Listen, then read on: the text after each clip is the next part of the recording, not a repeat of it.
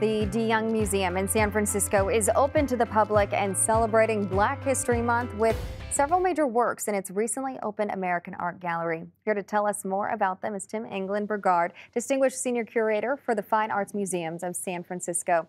Thanks for joining us. Thank you for having me. I'm glad to join your viewers. And as we just mentioned, it is open to the public. When can people swing by to see all of this amazing work? So the deYoung Museum is open and the exhibitions are on view. We're open every Tuesday through Sundays from 9:30 to 5:15, and we are open free to Bay Area residents every Saturday and to everyone, no matter where they live, on the first Tuesday of every month. Okay, so lots of opportunities to check it out. Well, February is Black History Month. What is on view at the deYoung Museum to showcase all of the culture and traditions of such a big part of all of our history? Well, one of the things that we all know and that's really abundantly apparent in the museum is that Black history is American history. And in a sense, every month is Black History Month. And the artists on view in the reinstallation of the American art galleries in the 20th century are very much artists who speak to the Black experience in America, spanning time from the very beginnings, 1620, all the way up to the present day. And I believe that you have some of these images of this art to show us, and you can tell us a little bit about them. Absolutely. So one of the most extraordinary works in the collection is by Aaron Douglas. He was the first Black artist in the United States to incorporate both European modernism and also Black art, African art in particular, into his work. This is an extraordinary painting called Aspiration from 1936. And it gives you both a historical progression from ancient Egypt to modern America, but also a geographic progression from the American South up to the North. What you see at the bottom are upraised hands in shackles. These are Africans who've been kidnapped and enslaved, taken across the Atlantic. And as many people know, if they were sick or dying, they were sometimes actually thrown overboard. So the horrific middle passage, they reach upward for salvation.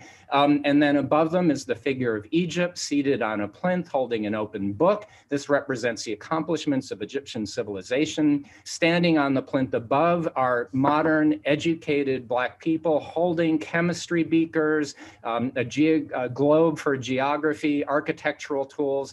And they point towards this biblical city on a hill up in the distance on the horizon with modern factories that people could get jobs in and skyscrapers that represent the highest aspirations of modern culture. Now, what's really extraordinary about this painting that embodies all this history, this Pan-African history that is the legacy to be embraced by contemporary Americans, is that it has the star as a dominant motif. And for the Texas, in the Texas Centennial in 1936, where it was first shown, it was the Lone Star State. But for Douglas, it also represents the North Star that guided people up out of slavery in the South to freedom in the North, and also the legacy of Egypt.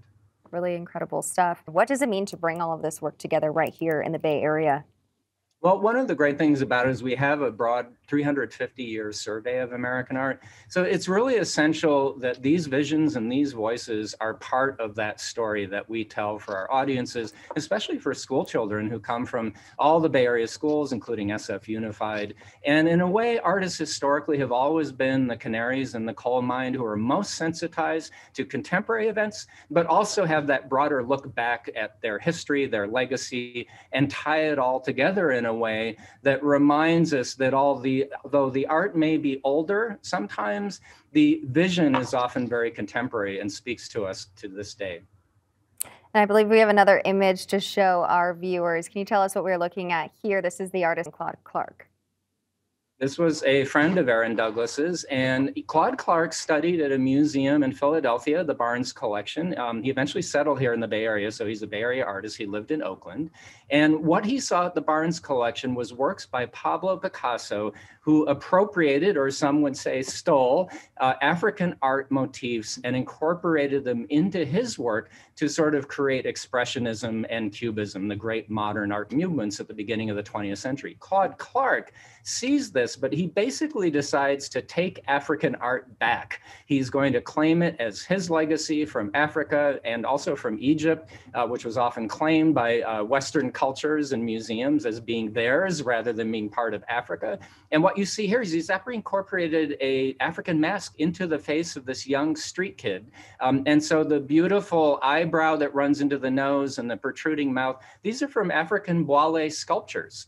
And the other thing that he's doing, Aaron Douglas supported this idea of the talented 10th, the Black intellectual intelligentsia, the elite who would lead their people forward. Claude Clark had a very socialist and populist perspective. He wanted everybody, every man, every woman, every child, like the gutter snipe, to be a part of this legacy and to lead their communities forward. And we have another image to share from Barton Dial. Can you tell us about that one? This is Barton Dial's masterpiece. Barton Dial grew up as a sharecropper in the American South from the age of 5 and picked cotton under that incredibly exploitative system. This work is called Blood and Meat: Survival for the World. And indeed, it has an extraordinary visceral impact. It's 3-dimensional. Those ropes you see are actually rope carpets that he's uncoiled. And the imagery is very visceral, sort of blood red and blood and guts, as the title suggests, blood and meat.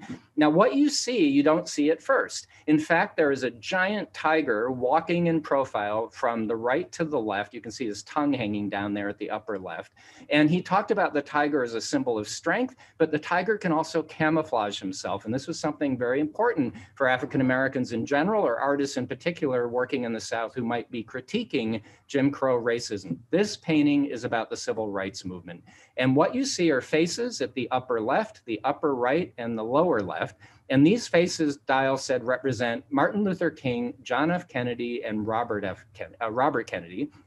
And then in the very middle of the painting is a face peering back at us, seen through a veil, sort of like Veronica's veil with the image of Christ on it. That is the face of 14-year-old Emmett Till, who was kidnapped, tortured, and murdered in Money, Mississippi in 1955. And what Dial is saying here is that the fight for civil rights, this blood sacrifice, required, yes, great leaders and generals, as it were, like Martin Luther King, but also the foot soldiers like Emmett Till and Rosa Parks. So it really speaks to the legacy of the struggle for civil rights that really spanned his lifetime from Jim Crow racism in the South to the dawn of the modern civil rights era. It's a very intense piece of art, a lot to look at there and learn from as well, Tim. There's so much more work to see at the museum right now, including work that represents the Black Lives Matter movement and one of my favorite artists, Betty Saar, that was just acquired by the museum. So if you want to check that out, please do at the museum. Thank you so much for your time, Tim. Thank you for having me. It's a pleasure. Be sure to check out these works and all the amazing art at the deYoung, open Tuesdays through Sundays with free admission on Saturdays for Bay Area residents. For more info, visit deyoungmuseum.org.